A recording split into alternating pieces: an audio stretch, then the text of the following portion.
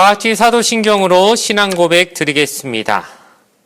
전능하사 천지를 만드신 하나님 아버지를 내가 믿사오며 그 외아들 우리 주 예수 그리스도를 믿사오니 이는 성령으로 잉태하사 동정녀 마리아에게 나시고 본디오 빌라도에게 고난을 받으사 십자가에 못 박혀 죽으시고 장사한 지 사흘 만에 죽은 자 가운데서 다시 살아나시며 하늘에 오르사 전능하신 하나님 우편에 앉아 계시다가 저리로서 산자와 죽은 자를 심판하러 오시리라.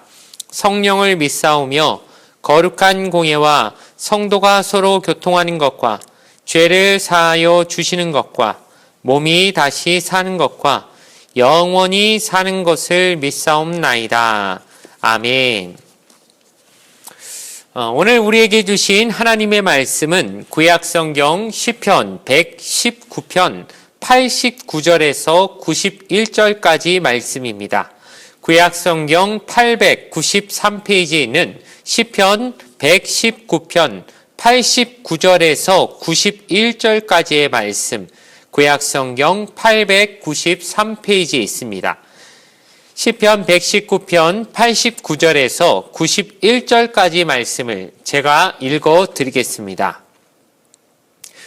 야훼여, 주의 말씀은 영원히 하늘에 굳게 섰사오며 주의 성실하심은 대대에 이르나이다. 주께서 땅을 세우셨으므로 땅이 항상 있사오니 천지가 주의 규례들대로 오늘까지 있음은 만물이 주의 종이 된 까닭이니이다. 아멘.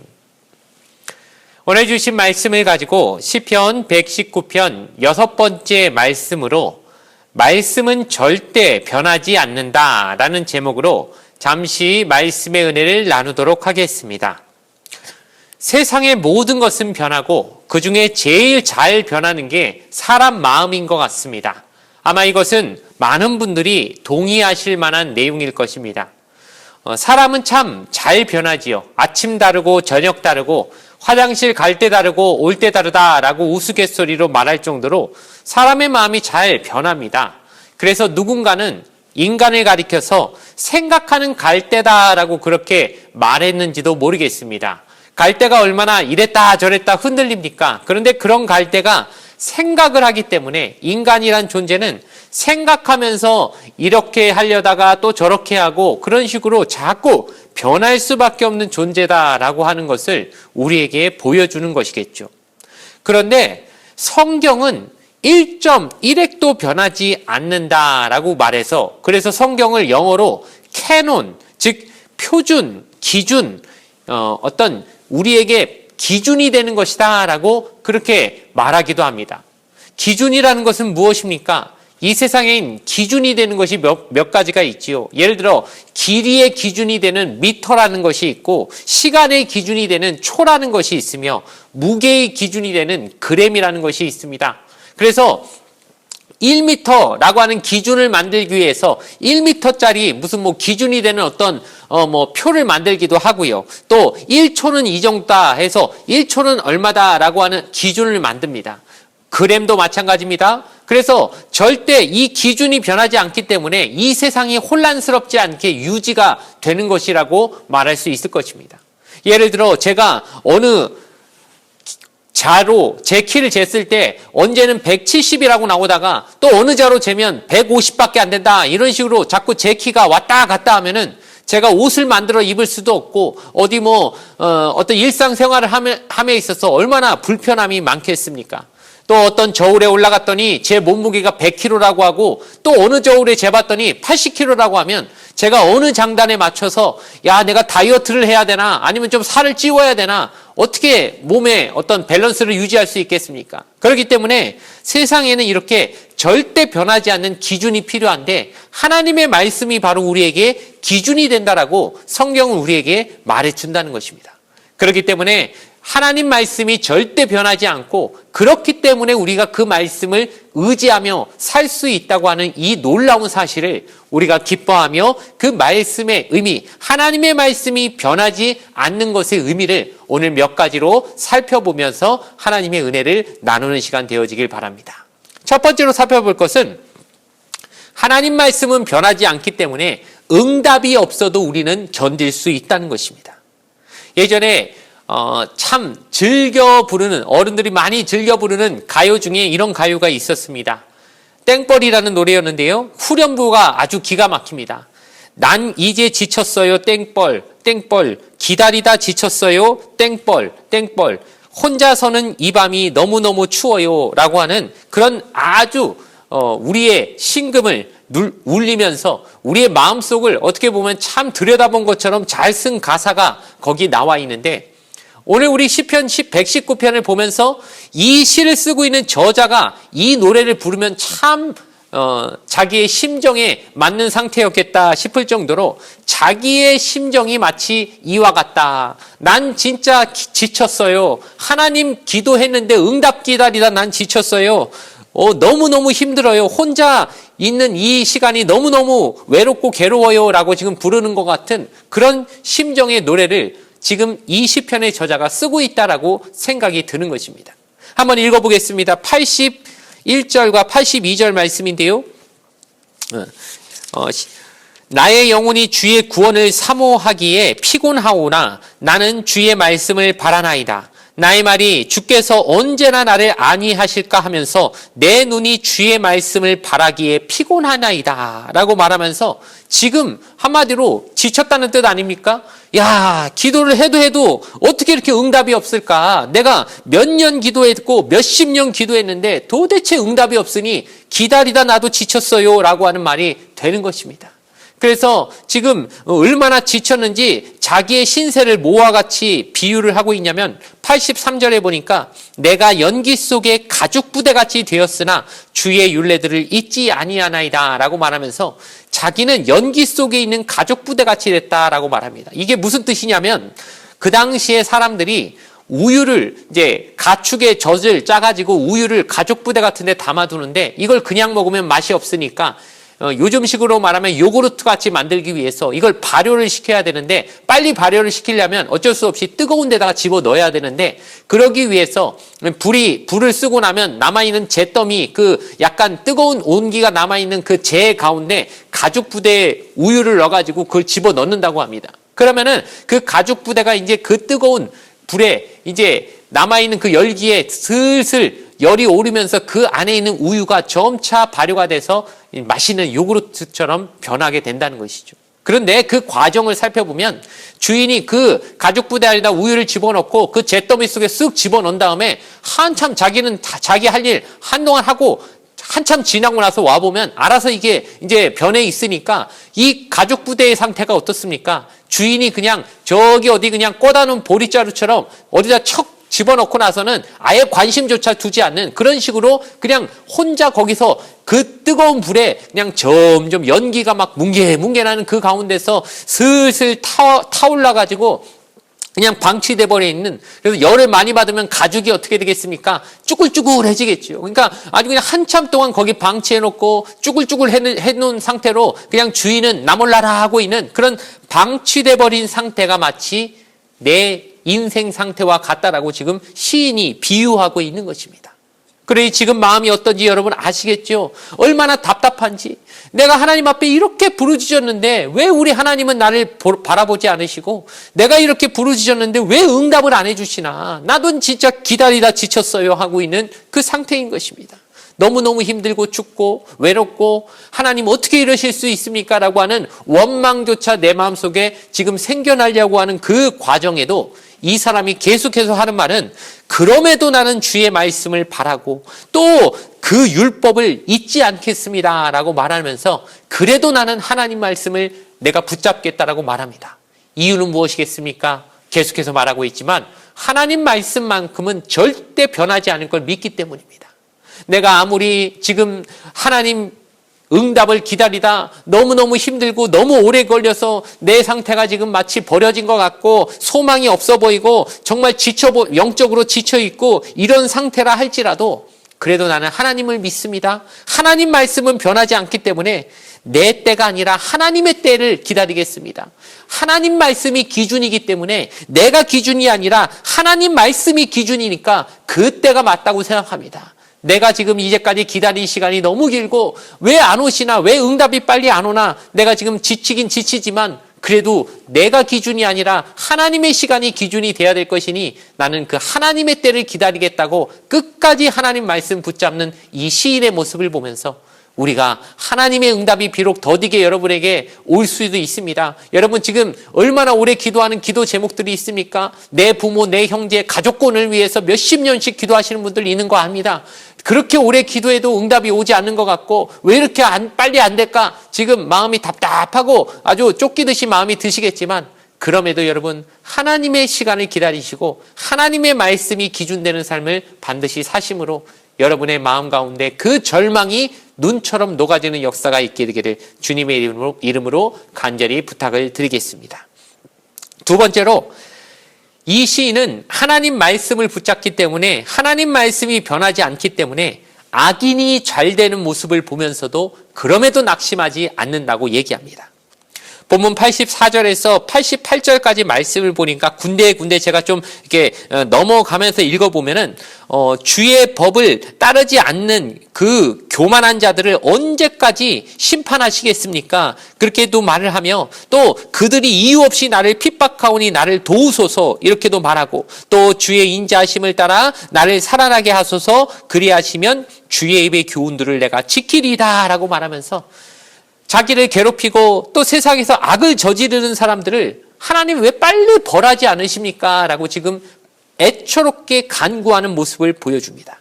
그들은 정말 하나님 말씀대로 살지도 않고 나는 이렇게 열심히 하나님 뜻대로 살려고 하는데 이 세상에서 나는 맨날 손해보고 저들은 나를 괴롭히고 조롱하고 하나님 살아계시면 이거 다 보고 계실 건데 어떻게 이렇게 가만히 계실 수 있습니까? 저들을 좀 벌해 주셔야 되지 않습니까? 하나님 나를 높여주셔서 저들이 틀렸다는 걸 저들에게 보여주셔야 되지 않습니까? 라고 지금 하나님 앞에 간구하고 있는 이 시인의 모습, 이 시인이 하는 말, 여러분 맞는 말 아닙니까? 어떻게 하나님 살아계신데 이렇게 저렇게 악인들은 잘 되는 것 같고 세상에서 나는 하나님 믿는 사람인데 저들보다 더 힘든 삶을 사는 것 같고 이 모든 걸 봤을 때 지금 하나님 앞에 이 시인이 간구하는 그 간구가 어쩌면 우리가 늘 하는 간구와 굉장히 비슷한 모습을 가지고 있을 수 있다는 것입니다.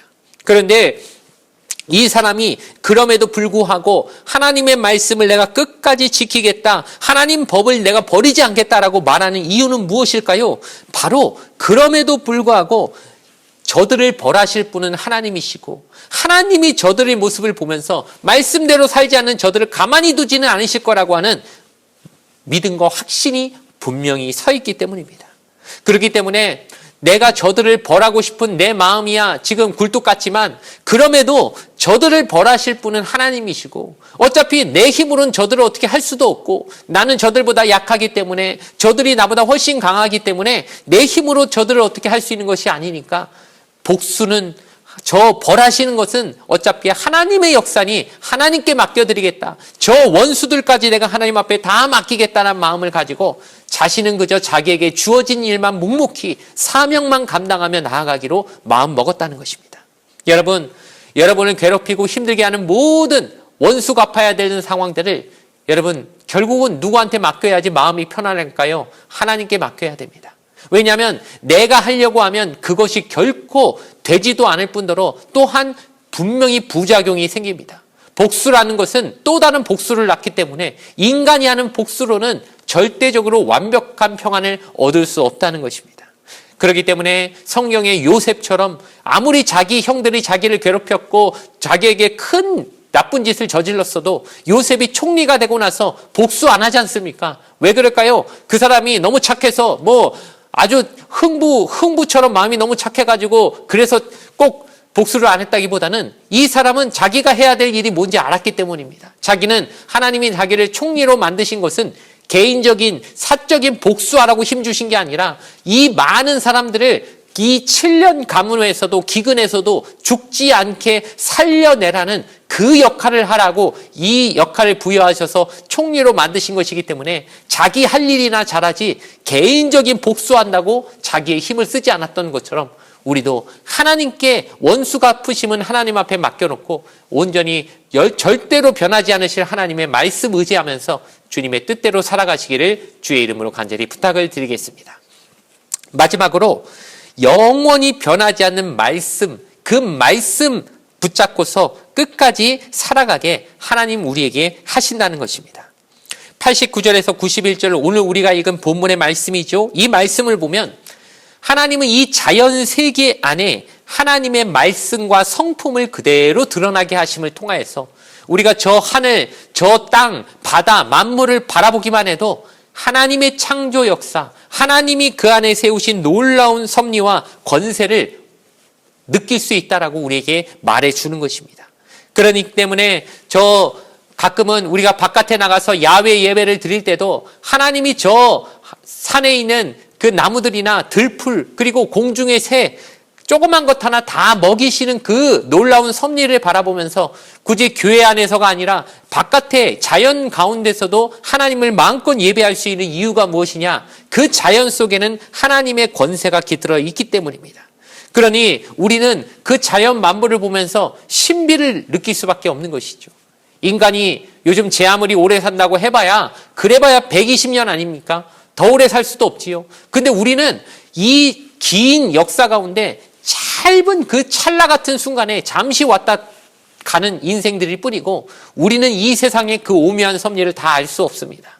우리는 잠시 왔다 떠나가는 사람들이지만 하나님은 저 오래전 그 천지 창조하실 때부터 지금까지 그 순간순간 이 모든 시대를 계속해서 자연 만물을 살리시고 또 걷어가시고 또 다시 살아나게 하시는 이 놀라운 그 순환의 역사를 통해서 이 모든 우주 만물을 지금도 움직이고 계신 하나님이시기 때문에 그 우주 만물을 보면서 우리가 하나님은 진짜 변하지 않으시는구나. 하나님은 엄청나시구나. 하나님은 절대 변하지 않으시는구나. 이걸 깨닫지 않을 수가 없다는 것입니다. 그런데 이 시편 시인이 다시 한번 말하는 굉장히 독특한 표현이 하나 있는데 그것은 무엇이냐? 90절 말씀해 보니까 주의 성실하심은 대대에 이르나이다. 이렇게 말하면서 저렇게 많은 만물을 저 생명들을 살리시기 위해서 우리 하나님이 얼마나 부지런히 성실하시게 이 모든 것들을 움직이고 계시느냐. 하나님의 성실하심을 믿으라라고 우리에게 지금 또 한번 외치고 있다는 것이죠. 여러분, 하나님이 졸고 계신 거 아닙니다. 놀고 계신 게 아닙니다. 하나님 지금도 열심히 일하고 계십니다. 내가 일하지 않는 동안에도 내가 자고 있는 동안에도 하나님은 일하고 계십니다. 그러니 하나님 앞에 왜 자꾸 응답이 없습니까? 왜 자꾸 저 악한 사람들 벌해주지 않으십니까? 자꾸 불만만 생겨나는 우리의 마음 가운데 우리가 그래도 하나님을 의지하는 이유는 하나님은 부지런히 지금도 일하고 계시다는 그 사실을 믿을 때만 가능하다는 것입니다. 그러므로 저 우주 만물, 자연 만물을 보면서 들풀 하나도 입히시고 공중의 새도 굶기지 아니하시는 하나님의 성실하심이 지금도 열심히 일하고 계시기 때문에 하나님 나라는 분명히 흔들림 없이 이어져 나가겠구나. 이 사실을 믿으며 절대 변하지 않는 하나님의 말씀이 있기 때문에 내가 지금도 열심히 살아갈 이유가 된다라고 생각하며 살아가시는 저와 여러분의 삶이 되어지길 바랍니다. 하나님의 말씀이 이랬다 저랬다 변하면은 저희가 뭐 믿고 살 수 있겠습니까? 뭐하러 열심히 살겠습니까? 그런데 이렇게 열심히 살아도 절대 손해나지 않고 이렇게 하나님 말씀대로 살아도 절대 나중에 후회하지 않을 수 있는 분명한 이유는 하나님 말씀은 절대 1.1핵도 변하지 않을 것이기 때문입니다. 말씀에 있는 그대로 우리에게 갚아주실 것이고 말씀에 적힌 그대로 악한 사람들은 벌을 받게 될 것이기 때문에 우린 그 말씀 믿고 오늘도 최선을 다해 말씀대로 살 수 있는 그런 이유와 목적을 얻게 되는 것입니다. 저와 여러분의 삶이 그 목적을 분명히 하여 오늘도 하나님 말씀대로 살아갈 이유를 분명히 깨닫고 시작하는 하루가 되어질 수 있기를 주님의 이름으로 간절히 축원을 드리겠습니다. 잠시 기도드리겠습니다. 좋으신 아버지 하나님 감사합니다. 말씀이 절대 변하지 않는다는 것이 우리 삶의 가장 큰 위로와 확신이 평안이 되어지는 것을 감사합니다. 하나님 말씀이 이랬다 저랬다 언제는 이랬고 다른 때는 또 바뀌어버리는 그런 변화는 우리처럼 연약한 모습이었다고 하면 우린 그 말씀 의지하고 살 수 없을 것입니다. 그런데 하나님은 절대 변하지 않으시는 분이시고 우리처럼 짧은 인생을 사는 사람들은 이해할 수 없을 만큼 깊은 하나님의 뜻과 섭리가 있는 것을 알기에 믿기에 우리가 그 말씀 의지하며 오늘도 살아가는 줄 믿습니다. 세상 것은 자꾸 변하기 때문에 바라보면 어지럽기만 하고 혼란스럽기만 하고 지치기만 합니다. 우리가 절대 변하지 않는 하나님의 말씀의 기준을 잡고 이 세상을 살아갈 수 있게 하여 주시어서 흔들리지 아니하는 반석과 같은 믿음으로 살 수 있게 하여 주시옵소서. 감사드리며 예수님의 이름으로 간절히 기도드리옵나이다. 아멘. 주기도문으로서 예배를 모두 마치겠습니다. 하늘에 계신 우리 아버지여, 이름이 거룩히 여김을 받으시오며 나라가 임하시오며 뜻이 하늘에서 이루어진 것 같이 땅에서도 이루어지이다. 오늘 우리에게 일용할 양식을 주시옵고 우리가 우리에게 죄 지은 자를 사하여 준 것 같이 우리 죄를 사하여 주시옵고 우리를 시험에 들게 하지 마시옵고 다만 악에서 구하시옵소서. 나라와 권세와 영광이 아버지께 영원히 있사옵나이다. 아멘.